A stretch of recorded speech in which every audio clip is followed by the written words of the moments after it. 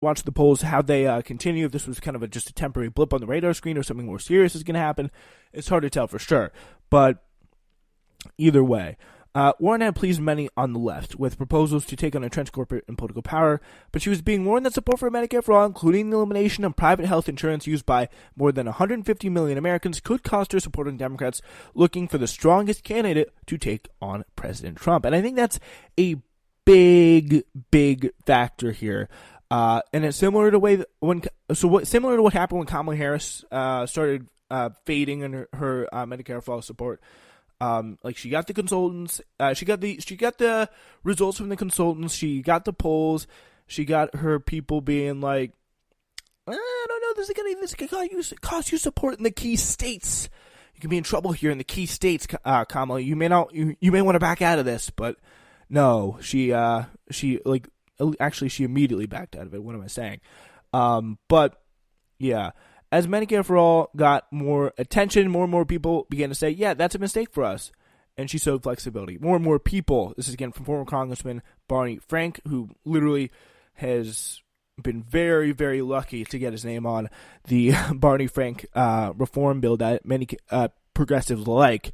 So they consider he's progressive. He's not really a progressive guy. And when we hear more and more people begin to say, yeah, that's a mistake, more and more people, I think, refers to more and more people who are consultants paid $1 million an hour by the Democratic primary to be like, oh, this is not possible. We can't do this. Like, I feel like the Elizabeth Warren who got up on that stage and said to John Delaney, like, what's the point of running for president if we can't fight for big things? And you're just going to sit there and tell us what we can and can't do, or just what we can't do. I think that was the quote. It was a very good quote. I was like, damn. But it was definitely one of the ball dropping moments of the debate. It just completely screwed it up there.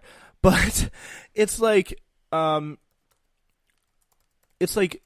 Elizabeth Warren. I just don't know if she is there anymore. Like, that is the really, like, I wonder.